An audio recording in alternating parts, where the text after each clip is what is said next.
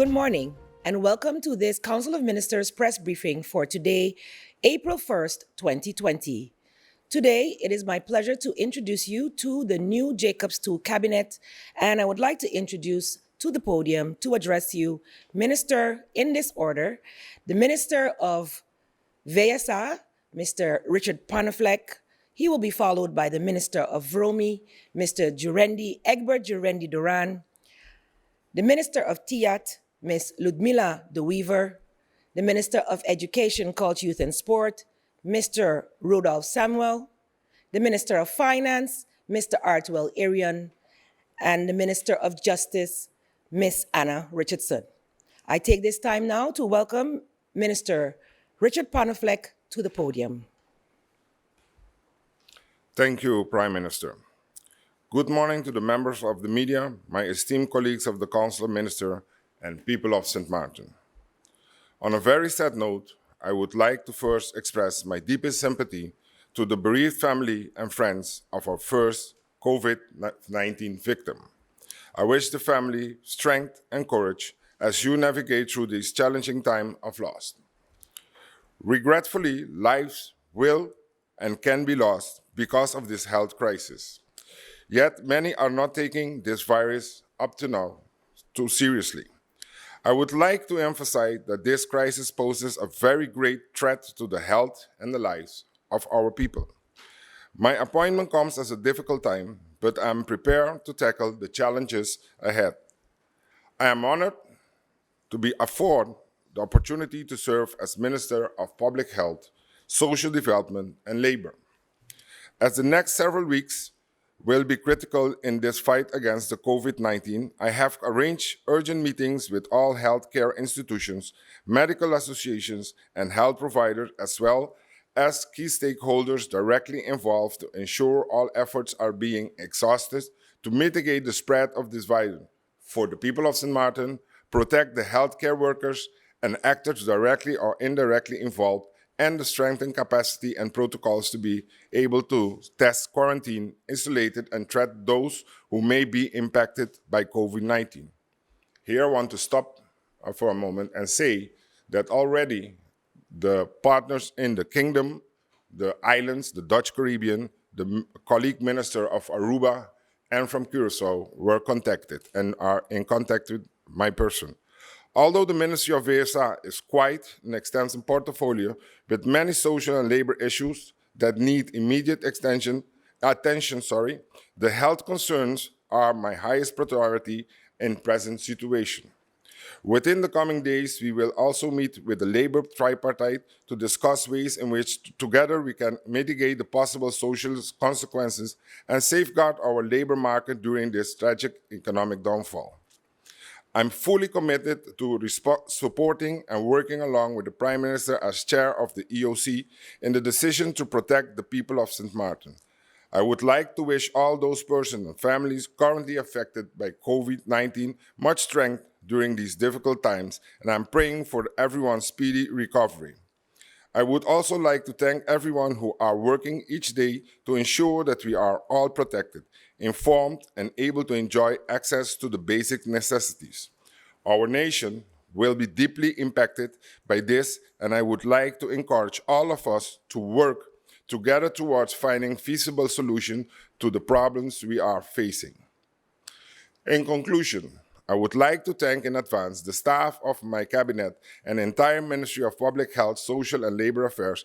I look forward to your continued support. Please help us to help you. Practicing proper hygiene, adhere to the regulations, and doing your civic duty by staying at home. May God be with us all. May God bless St. Martin. Thank you.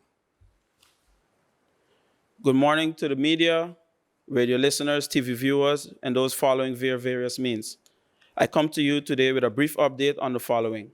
On Saturday, March 28, 2020, I was sworn in as the Minister of Public Housing, Spatial Planning, Environment, and Infrastructure, and also Deputy Prime Minister. I'm looking forward to working with all the stakeholders and partners at the ministry as I continue to work in your best interests. I would like to take this opportunity to congratulate my fellow colleague ministers and encourage us to give it our all, as the people of St. Martin are depending on us, especially in these difficult times. So far, I've held 2 introductory meetings with the Secretary General and also the Financial Controller in order to discuss pending matters.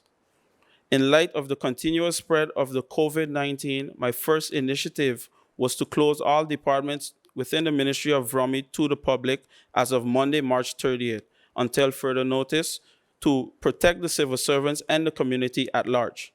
I would like to reiterate and inform the public that the following departments have these emergency contact numbers. The Department of Inspection can be reached on a mobile number 527-8122. So that is 527-8122. The Department of Permits at 527-8123. 527-8123. The Department of Infrastructure Management on 527-8124. Please take notes of these changes to avoid any inconveniences. There will be more updates regarding the activities within the Ministry of ROMI soon, but for now, I would like to reiterate how important it is for you to practice proper hygiene, social distancing, and remember to adhere to all instructions given. It is not just about you, but it's about the people that you come into contact with, especially the most vulnerable within our community. With discipline and vigilance, we will get through this together. This too shall pass. That will be all for today. God bless the people of St. Martin. Thank you very much. Good morning to all who are listening to this broadcast by whichever medium. Good morning to the media. Good morning to the people of St. Martin. On March 28th, I was sworn in as Minister of Education, Culture, Youth, and Sports. For this, I would like to say thank you to the Almighty God for what He is doing in my life. I would like to say thank you to the National Alliance family and all those who have specifically voted for me that helps me get in this position where I am today. I am grateful to my wife, my family, and all my friends. Thank you to the campaign team and to the leader of the National Alliance. I also want to say thank you to MP William Allen, a gentleman with whom I have done most of my political life. And even though we sometimes didn't see eye to eye, today we are on the same boat. Thank you to the coalition, because yes, we have a coalition, and because of the coalition, we can stand together to fight for the people of St. Martin. This is the beginning for me. I pledge my support and my energy to work in culture, youth, sports, and education for the people of St. Martin. My number will be made known on a later date, and I am here to do what I have to do. If you notice that the schools are having a small activity, that is because some of the teachers are making use of the infrastructure of the school in order to get in contact with the children to do what they can do at this moment. I thank you. Good morning, St. Martin. I am Anna E. Richardson, your Minister of Justice, and it gives me great honor to serve you in this capacity. Let me begin by saying that I'd like to express heartfelt condolences to the patients that have passed on due to COVID. And I'm also extending condolences to the family and loved ones of Mr. Kenneth Kong that has passed on. You will be greatly missed. I'd like to share some updates with you with regards to the Ministry of Justice, beginning with allowing you to know that we had 3 persons that were sent away directly after the storm, Hurricane Irma, back in 2017. Their release dates are within the month of April, and as such, these persons have been returned, and that took place yesterday, Tuesday, March 31st. Being advised that 2 of those individual release dates are within the 14 days of being quarantined, and they are quarantined with the complements of the ankle bracelet to monitor their movements. The 3rd person will be released at the latter part of the month, and I'd like to share with you that the transfer went pretty smoothly between the Netherlands, Curacao to St. Martin. As it relates to justice workers, the ministry is in the process of making the necessary arrangements for more of our internal staff to work remotely, considering that the EOC continues to heighten measures in protecting the population by diminishing the amount of movement we have on the island.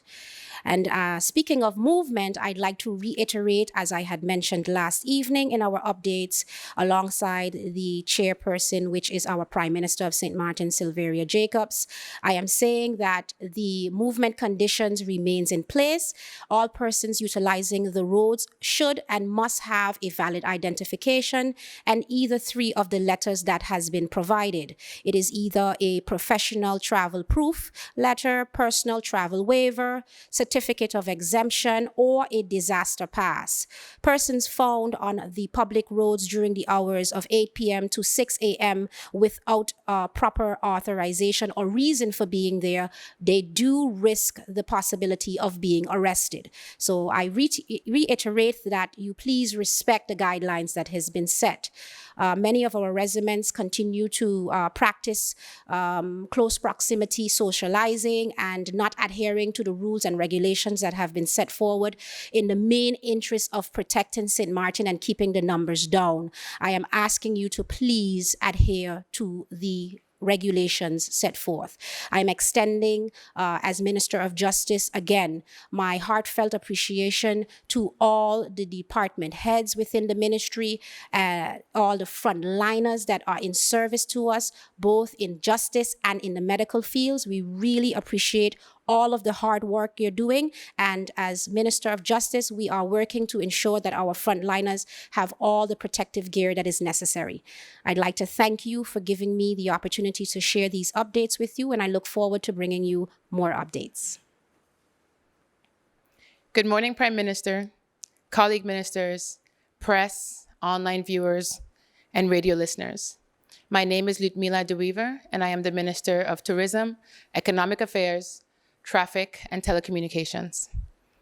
There is no way for me to sugarcoat this. St. Martin faces perhaps its greatest economic challenge yet. Just when we were attempting to recover from the strongest hurricane in our history, we are yet again faced with another tremendous challenge. The COVID-19 pandemic not only threatens the lives of our people, but it has practically shut down the global economy. This Council of Ministers takes office at a time of a major crisis in our island. We have hit the ground running and will execute a plan of action in the coming days. I want the public to know that the stimulus package has the full attention of the Ministry of TEAT. We are working diligently and in cooperation with the other ministries to ensure that we have as comprehensive a package as possible, including representing the interests of the smaller businesses. I would like to commend all stakeholders for their part during this time, and will continue to keep all communication lines open. We also need each and every person in St. Martin to be responsible by staying at home and only leaving your house for emergency or essential purposes. When in doubt, stay home. This could save your life, the life of a family member, or someone else in our community. COVID-19 is a serious virus, which unfortunately has already resulted in one death in our community. And to that, I would like to extend my condolences to the family. The sooner we all take personal responsibility by staying home and following the directions of our health professionals and the decisions taken by EOC, the sooner we can overcome this pandemic and get our economy back on track. I am counting on the cooperation of everyone. I am also counting on everyone being patient, especially when it comes to receiving updates during this time. We are in this together. It is only through working together in good faith with our community in mind that we will overcome this great obstacle before us. Stay safe, practice social distancing, and healthy habits. Thank you for your time, and may God continue to bless all the people of St. Martin.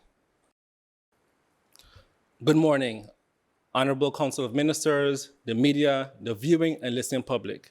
On March 28th, I was sworn in as Minister of Finance, humbled by the opportunity to still serve our resilient St. Martin. I would like to congratulate the incoming Council of Ministers, and I pray for God's guidance in these trying times. We are at war, an invisible war, but a war nonetheless. Yesterday, somebody asked me, what would you prefer, a hurricane or a pandemic? I would prefer none, to be honest. But if I had to choose between the two, I would choose a hurricane. Why? I can see the damage of a hurricane. I can prepare for a hurricane. I can see the recovery efforts afterwards. I can be insured for a hurricane. But the war we are facing now, we cannot see it. It causes fear, anxiety, and panic. But we are not only at a war with the virus, we also face an economic war. After the virus has passed, we will also see financial issues. Our economy will be pressured. We don't only have an economic war, we also have a war with irresponsible human beings. A war that we can fight, but we choose not to fight. I believe that in this case, there must be something. If death doesn't scare you, then love might help us then. There must be someone that you love enough to know and want to follow the rules. I'll take an example. I haven't or wasn't able to see or touch my mom for the last 3.5 weeks because I love her. We especially us millennials, I believe we have a responsibility, not because we could survive based on the data and statistics, but because we care for others. That's the reason why I follow the rules or try to adhere to the rules. Again, if you're not going to do it for yourself, do it for someone else that you love. But we also face another war. We face a war of misinformation. Misinformation that, again, causes panic, causes anxiety, and will cause the virus to spread much more than it should.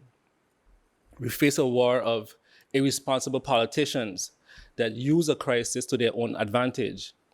We face many wars in this pandemic that have come to light. But again, I say we can beat this war because we are the people and we win wars. I had a conversation yesterday with the Chief of Police, Mr. Carl John, who said that we are doing a decent job, but we need to improve. And I would like to say something today that maybe the Prime Minister refuses to say, but I will say this. If you look at the data around the world, we look at Italy, they have been on a complete shutdown, but yet still, every single day, we see tens of thousands of cases coming. Again, we are a small island, but a high-density island. With our population, we could shut down the whole island. We could shut down everything, but we don't have enough human resources to manage every single crook and cranny, every single street on the island. The responsibility also lies on you. The government is doing their job. We have to do ours. In this time of a crisis, let us also keep an eye out for the mental state of our friends and family. My advice to you is, we have the information already. We know what to do. The number one rule I realized and that came out as a pandemic is stay at home as much as possible. No, the ginger shots won't help as much. Yes, we could prepare our bodies for the flu or for the coronavirus, but the main thing we want to do is avoid it permanently. Stay at home as much as possible, please. There's no time to play dominoes, go to the beach, because of the multiplier effect. You could have one person that enters a safe house and have everyone infected in less than 15 days. So even though we do our jobs, we shut down the government, we shut down the island, it only takes one person to have a strong multiplier effect.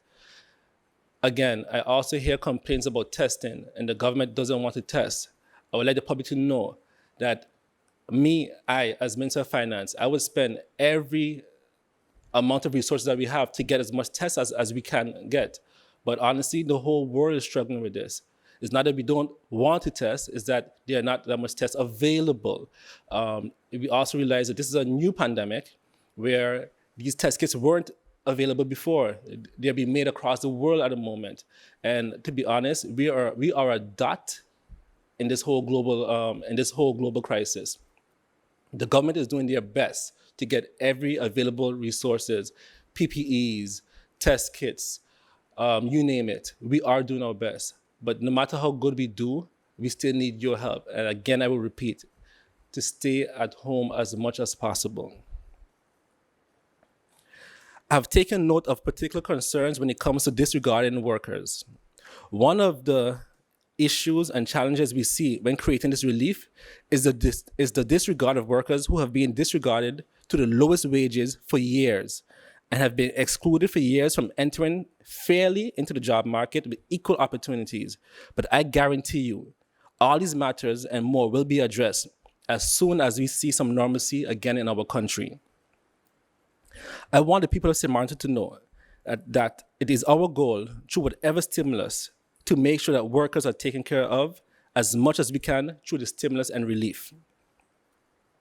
My grandfather was a humble farmer, and one thing I learned from him is farming isn't a pretty job. You don't get accolades for working hard.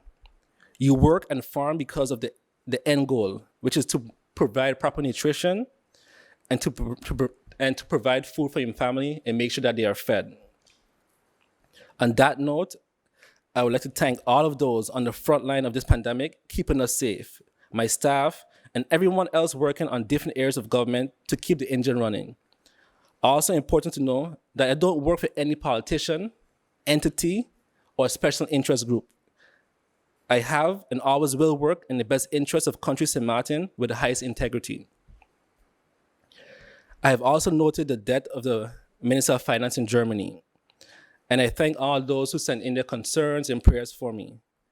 I would also like the people of St. Martin to understand that the pressure is not only on foreign leaders, but also your local leaders. And I would like you not only to pray for me, but also pray for our Prime Minister, who I pray for daily. We have a heavy task ahead of us, but we all could do it. But we need to come together. Our lives will be changed forever after this pandemic. Our culture, our way of living, but there will also be new opportunities. It will also prepare us to fill the gaps and build this country even better. As I mentioned before, we are at war.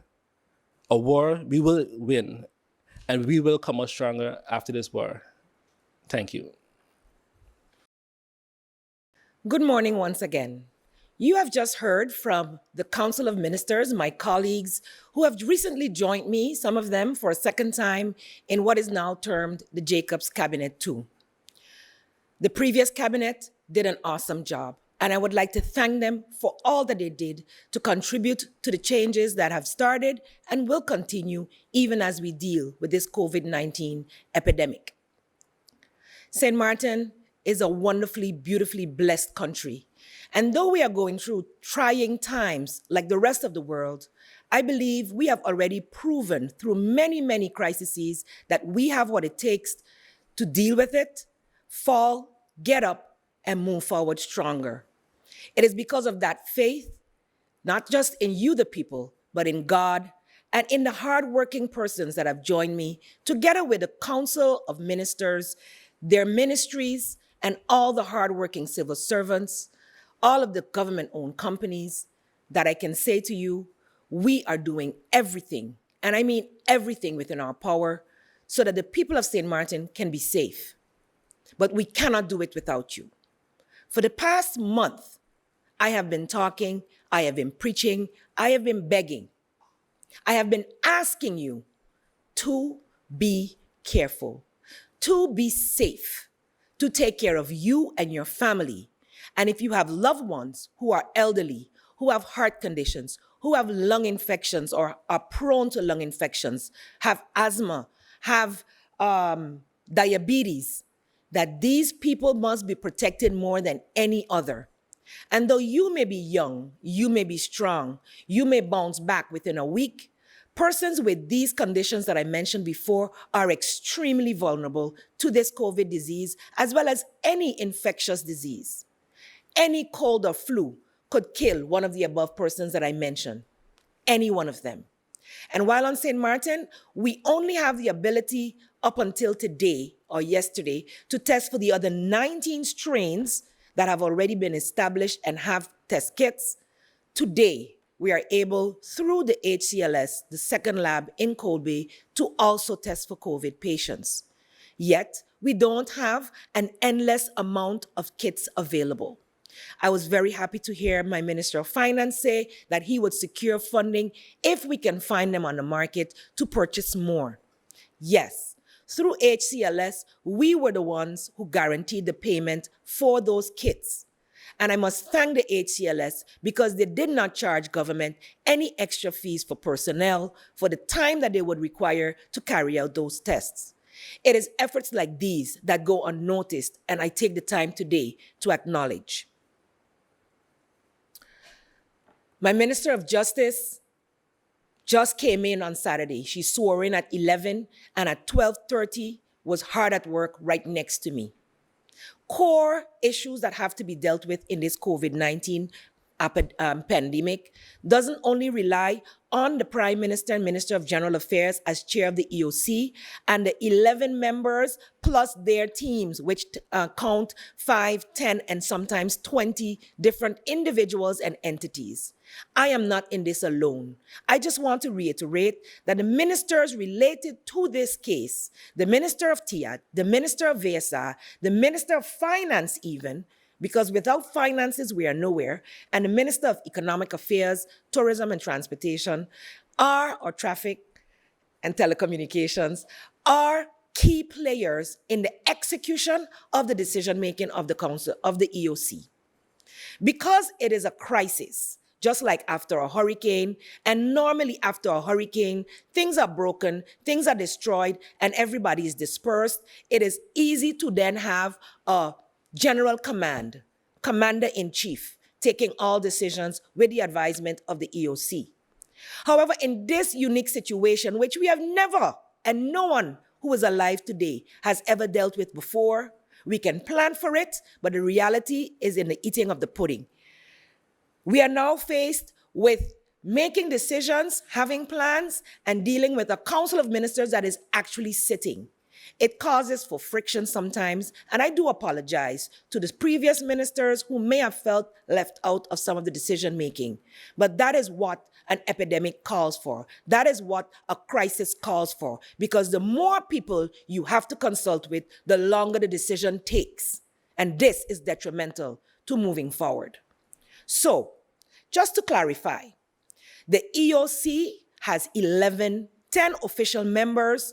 We've added education, so I say 11, even though the law does not support that, because it is also needed and was needed after the hurricane and every other disaster that we can face.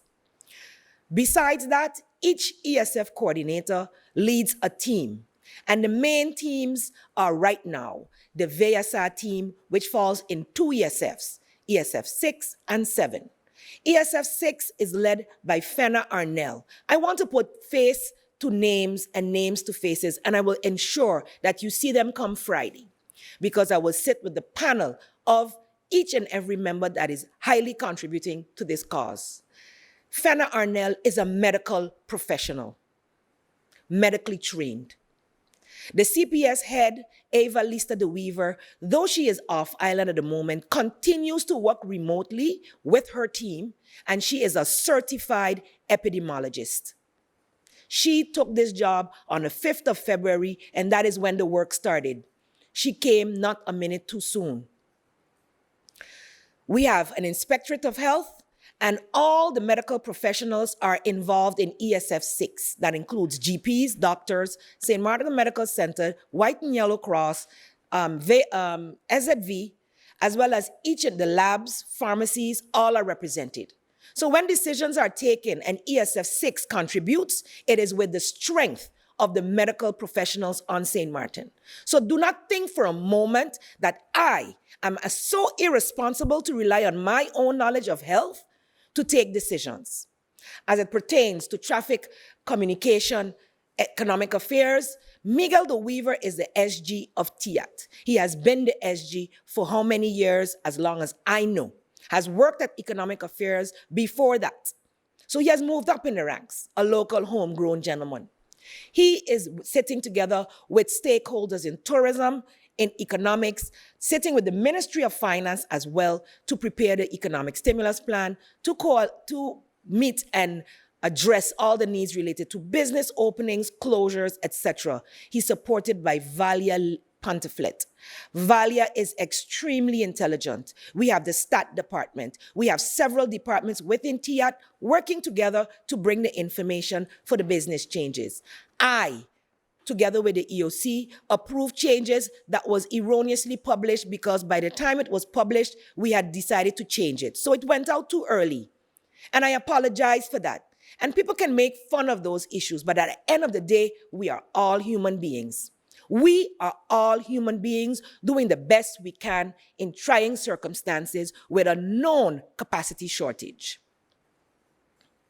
So, changes will continue to come as we continue to assess how the measures implemented are actually being executed. And it is totally up to you.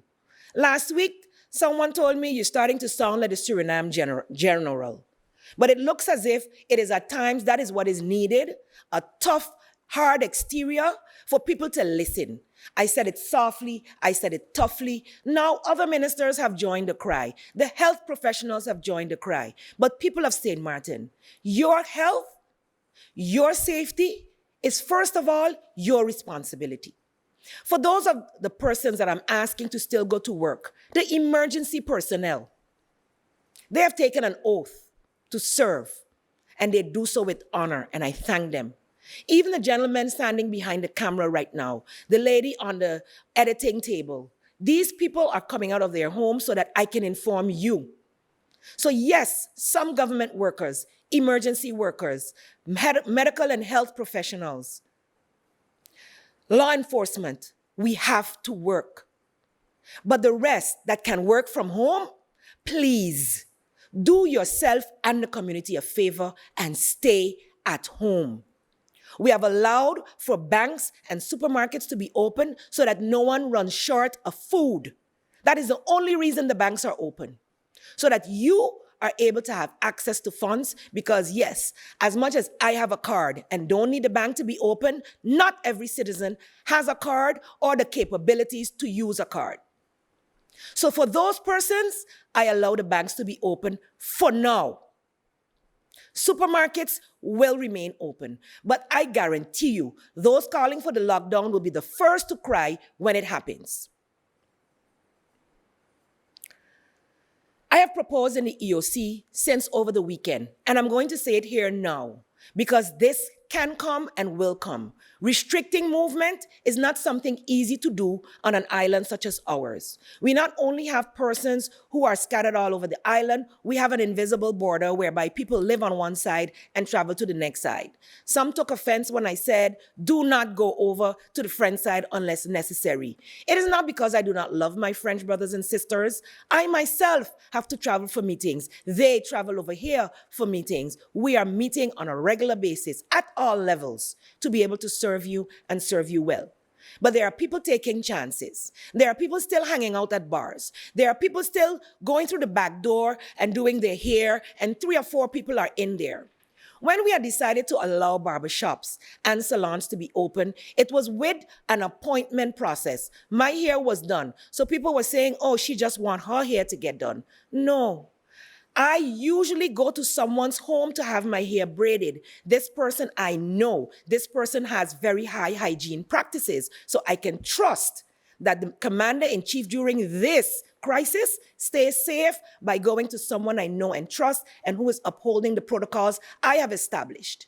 Can you guarantee that with every single person who is out there doing hair or have a barbershop? Every contact with a barber or a person in a salon is a possibility to contract and spread the virus. As a matter of fact, one of the cases that have been notified on the other side, which has been updated to us, was a salon owner. No symptoms, a fever, not necessarily coughing or anything like that, but not feeling well and having a high fever. Suppose she had spread this to her clients. We could not contain it. This is the problems we are faced with today. So that's why I'm asking you if you have to go out. And let me reiterate, 3 of her employees were being traced on the Dutch side and have shown no symptoms. So we believe that that has been contained. And initially, our first six cases also were persons who had traveled or were related to someone who had traveled. So our criteria for testing based on the RIVM, which is the kingdom criteria, is that one should have symptoms as well as a history of travel. This is why we closed the outer borders. This is why a month ago, I closed the borders to China. I closed the border to Germany, to Spain. And when I tried to close to the Netherlands and France, I got kickback from those same 2 countries because we belong. We are brothers, we are sisters, we are partners. How can you block? When I said I need to close the borders, but you must let in your residents. So I allowed my residents to come in for a week, and those are the first cases that have been identified. Not persons who were at the regatta, not persons who went to the St. Martin Festival, but persons who returned home from a foreign country where it was already spreading. I closed my borders on the 22nd of March to even our own residents, and I got called all kinds of names. I'm abandoning my people out there. But what I said to those parents who called me or who messaged me is that where your child is, have better social and health services than we have here at the moment. I only have 2 ICU beds. That means 2 beds where a patient can be isolated and ventilated, assisted to breathe. St. Martin Medical Center is small. A new hospital is to come. But even if we had 1,000 beds, if we have irresponsible behavior, even that is not enough. What do we see in the United States of America? What do we see in the Netherlands, in France, in Spain, in Italy? They have high amounts of elderly persons living there. They have dense populations, New York, Miami, California. Where there is a high amount of elderly, it will spread like wildfire and there's a high likelihood of death.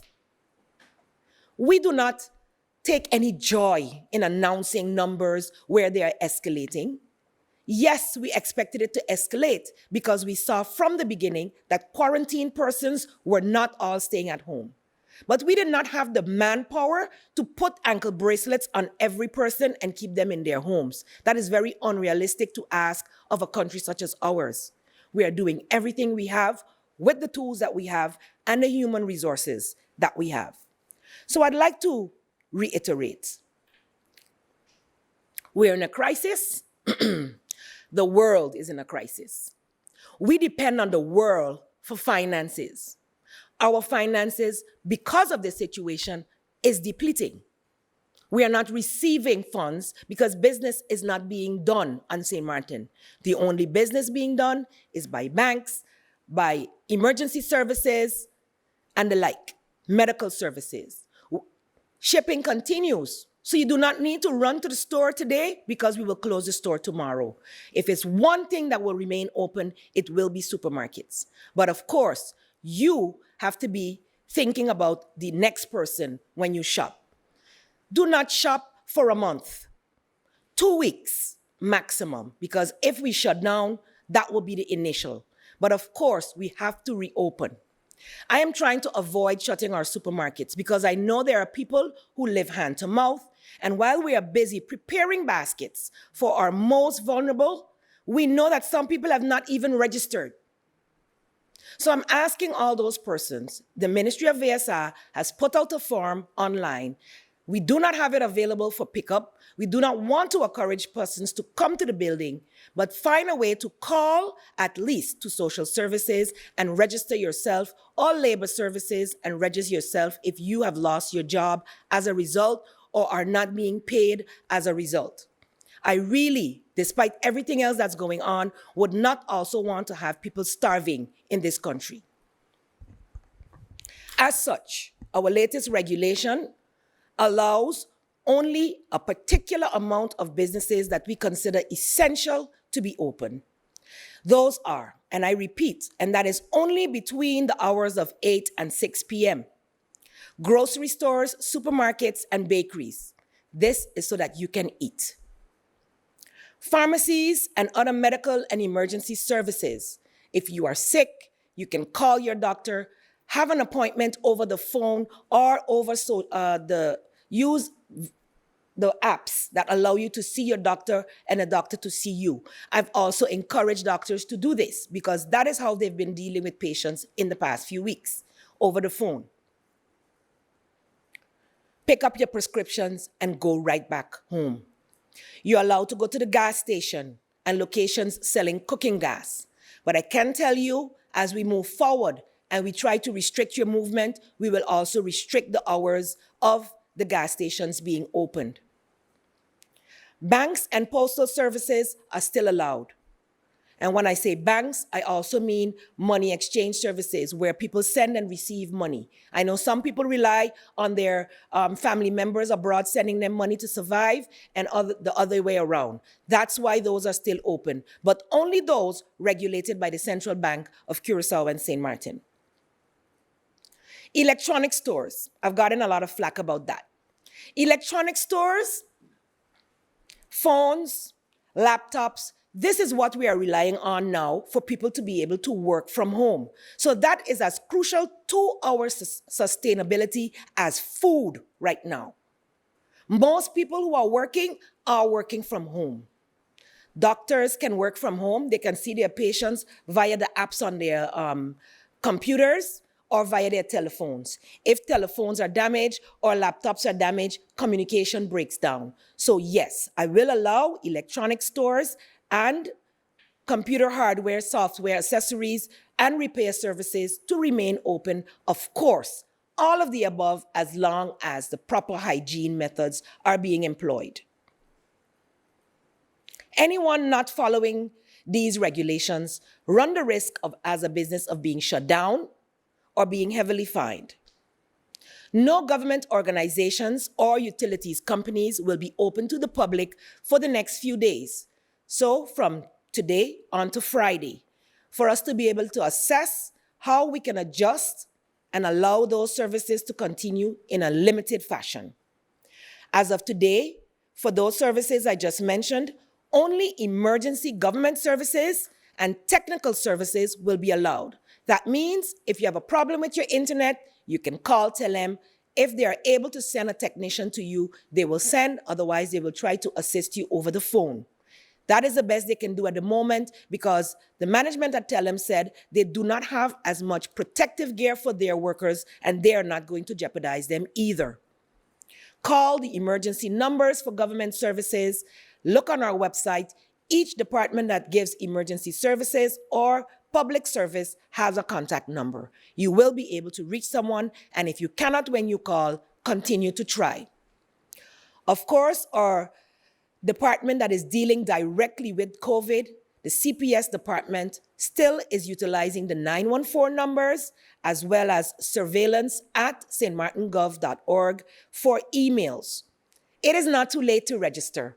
I know a lot of people were afraid to register because you don't want to be monitored, but by you not registering and going out on the street is why the virus continues to spread. You are the only ones that can help us to flatten the curve. It is climbing. It started slowly, but suddenly now with more tests being done on some of our isolation cases, we are seeing higher numbers. For those of you that have symptoms at the moment, please write down every place you have been in the past days or from at least one day before your symptoms started. This will be a great help to CPS to be able to trace and track persons who may have been in contact with you. As a matter of fact, as a good citizen of this country, and you know that you have flu-like symptoms and a fever, you should contact every and anybody you've been with, even the day before those symptoms arose. And most definitely, isolate yourself, not even quarantine. Stay in one room of your house and designate someone to bring food for you, to bring you materials to clean your room, etc. If you become so ill that you require emergency services, dial 911, but also dial 914 if you're on their list to alert them so that the ambulance services will understand that you are a COVID possible patient or a COVID patient. Businesses not allowed to be open to the public, but allowed to have a special arrangement due to being able to provide necessary service to those emergency personnel. And people like me who are here all day are restaurants. Though the restaurants are still allowed to operate normally today, as of tonight, those restaurants who have a special arrangement with emergency services can deliver or allow for pickup. Government construction projects are allowed, as well as projects being handled through the NRPB Trust Fund. General contractors working on non-governmental projects are not allowed to operate. Why? We cannot control all projects, but we can definitely control the projects that fall under government. Road work can continue because that's a government work. The government projects that are fixing people's homes, we need that to finish. The pavilions that are being built, we need those to finish. So essential business that needs to be done by government projects will continue, and the hardware stores will designate a time when those contractors are able to pick up their goods. No public movements towards hardware stores will be allowed for the next 3 days. Again, on Friday, we will be assessing, and if changes are necessary, they will be announced on Friday.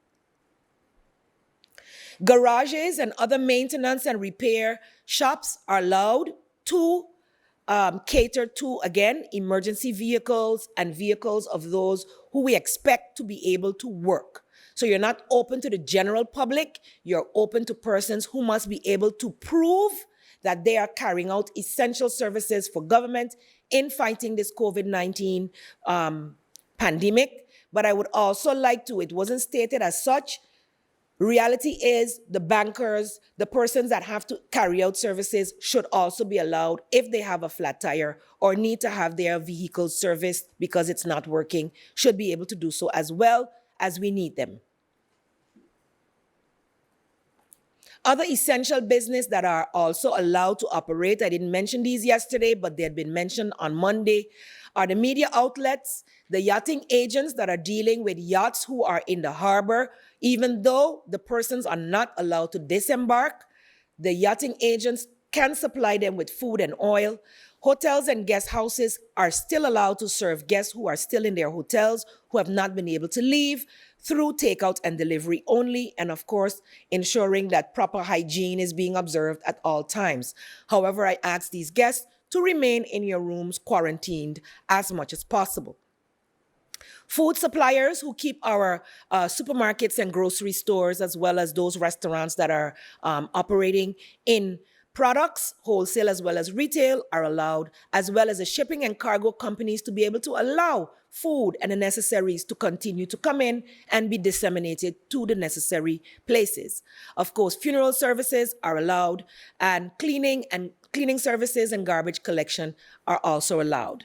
The document will be uploaded later today after everything has been registered properly with the National Gazette. We won't be making that mistake again. The numbers that I relayed yesterday have not changed as far as I know, but I would like to reiterate that you will notice that the quarantine numbers are going down. The mandatory and voluntary quarantine numbers. Why? These numbers signify the persons who had traveled back to St. Martin, and as soon as your 14 days are over and you are not showing any symptoms, then you are freed from your quarantine. If you have not quarantined yourself as yet, and you have arrived on this island less than 14 days ago, you are a risk to the entire population. And you are then one of the persons who are now behaving like that case number 31 that I've spoke about last week. Case number 31 was one person that infected over 5,000 people indirectly. It's a domino effect. It's a domino effect. It can remain latent for up to 10 days, and then when you start to show symptoms, you're wondering who you had been in contact with over the days. We do not have thousands of tests as much as we would like to. We're sending our tests to Guadeloupe. We're sending our tests to the Netherlands. Both of those locations are overridden with their own patients. So we're not going to be top priority for them. So when we started, we received test results within 24 hours. Now it's taking 3 and 4 days to get results. So tests that were done Saturday and Sunday, Friday, Saturday, and Sunday are what we got back yesterday. What was taken late Sunday and Monday and yesterday have not come in yet. So we still have some pending cases, so we can expect that out of what has been tested, there will be positive cases because we are only testing people with a high suspicion of having the disease. That's why you will see our percentage of positive as tested cases high because we are being very selective in who gets tested. But if you, for any reason, feel you are positive, and even if you don't think you're positive, I reiterate again, I have much sympathy for you being stuck in your home. But for me, as I posted on Facebook yesterday, you are not stuck at home, you are safe at home. And if you are possibly infected, you are keeping the rest of us safe.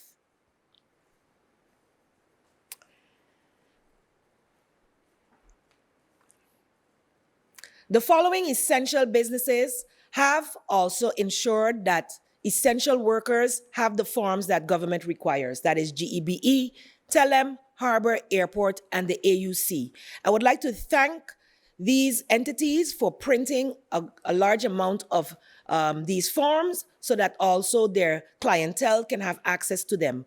Also at Cost You Less, Carrefour, and Fairway Market, one can pick up these documents. For those of you not able to print the document or download the document, you may have your employer sign a letter stating that you, with the same information, of course, that you are allowed because you're essential services. But you should also have an ID from your job to prove that you work there. Those who need to do the personal waivers, so you have to sign those yourself, you are allowed to write it or put the information on your phone to show to the police officers should you be stopped. And guarantee you, there's a high likelihood that you will be stopped. The police, all of the services on St. Martin, the customs officers, immigration officers that are not necessarily being utilized due to lack of tourism on the island will be assisting the police with the controls. And the controls are being done jointly by the Dutch and French side. So please cooperate so that we have less issues and less challenges. Chief John has said to me in every meeting and every update, he is quite impressed with the compliance of the St. Martin people. Do not disappoint us at this point.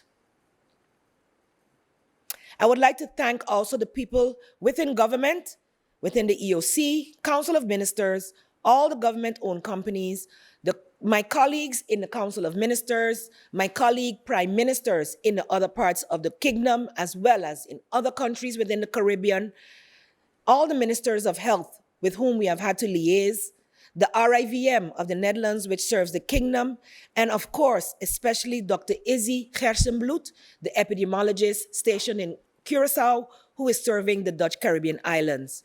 Izzy, I hear you. I feel you. I also feel and thank you for the support that you have brought forward in our 4-country consultation with our ministers and begged for St. Martin to be able to get more IC beds. As I said before, we have been promised 3 ventilators. They have not yet arrived. In our meetings yesterday, we were told that we will be getting, or the proposal was, we would get 6 IC beds with equipment and personnel. However, it may arrive by the 15th of April. That is 14 days from today. So until that time, and unless we can find on the market elsewhere within the next couple of days that same material, we will have to do the best we can with what we have.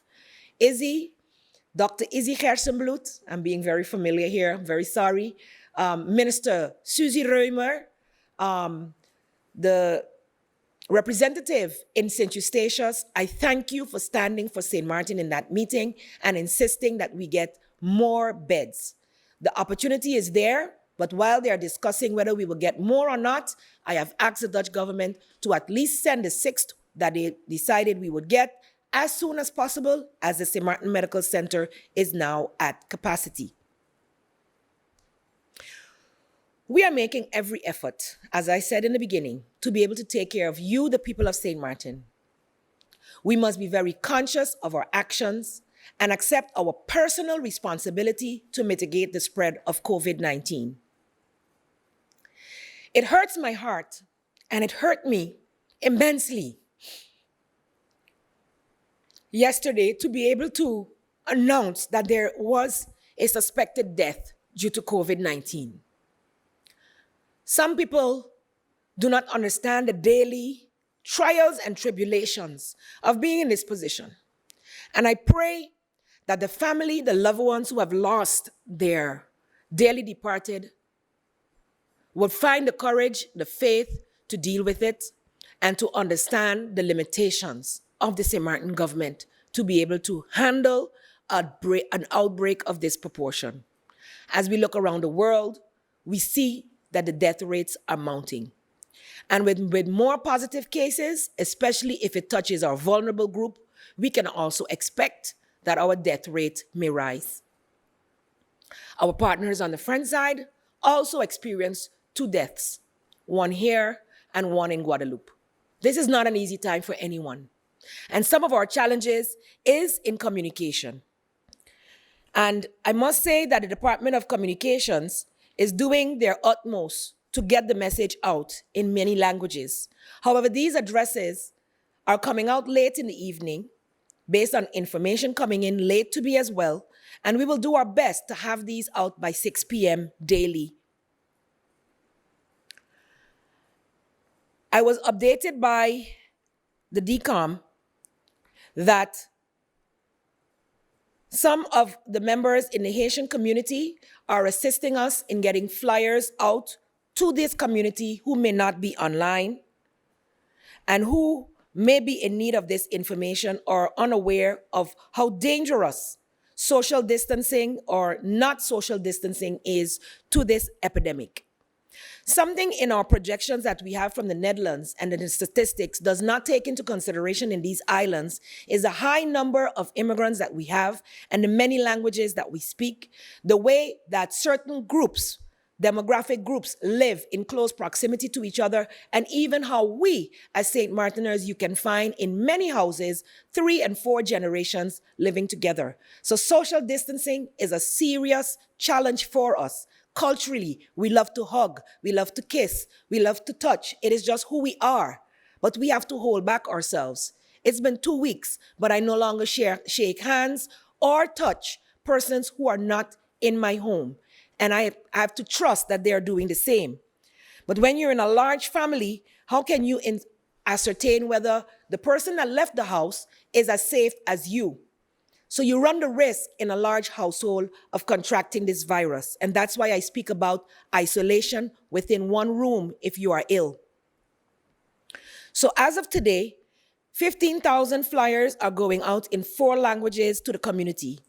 The post office has offered to deliver some of these to the residents at their homes. I would also like to thank Telem for sponsoring these flyers and CPS and DCOM for coordinating it. Telem is also putting up posters in the different languages, English, Spanish, Creole, and French, on social distancing within our community. The DCOM representative giving me this information also is in contact with the president of the Haitian community to assist in giving out the flyers in Creole to the Haitian community. He would also go around with a loudspeaker to announce to the general public in those areas, speaking in those languages, what they need to do to be able to protect them. I would also like to thank Dow of Dow's Musical Foundation for the jingle that he has prepared to assist in us getting the information in a fun way. So as DCOM and all of the other marketing representatives working together with this COVID-19 pandemic, I thank you for all the efforts you are making to bring the information to the public. Many are getting alerts on their telephones thanks to the hard work of BTP with our telecom providers. I thank you also. Countries all around the world with much more capacity than we have are currently challenged.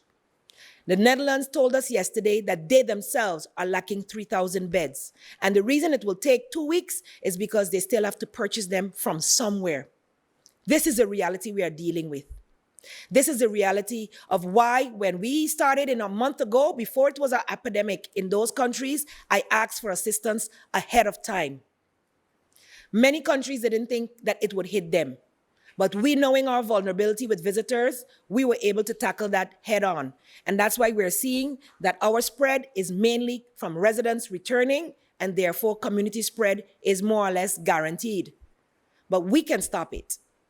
Stop moving. Simply stop moving. If you do not have the type of bread you like in your house, eat crackers.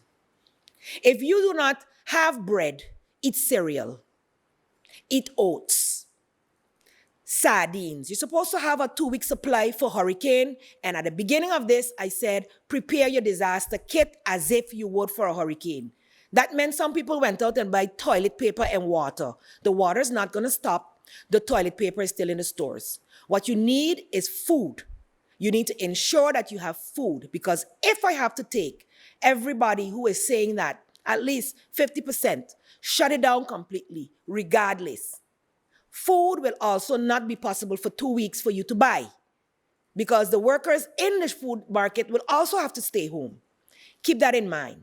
But do not run to the supermarket today to buy for a month. As I said, buy for 1 to 2 weeks.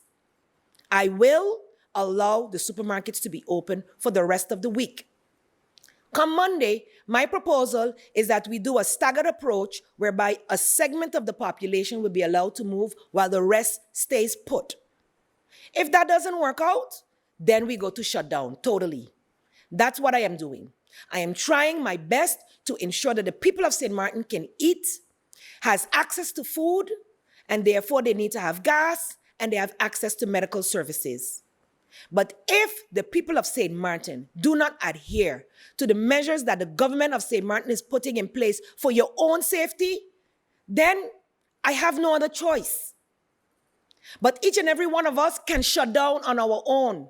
I saw a message from a concerned parent, and they are saying, you don't know the decisions, and I am telling people to stay away from their children who live across the border, etc., etc. But let me explain this. The Minister Arian gave his personal story. My child is stuck in the United States. My child is in the middle of an area where there is a pandemic, but I must continue to work. I will call him, I will FaceTime him when I get a chance. That is not even every day, and that hurts me as a mother. But I have to continue to work to ensure that the people of St. Martin know that the hand at the helm is steadfast and continues to work with a passion to ensure that you remain safe. Help me to help you. I cannot say it any other way.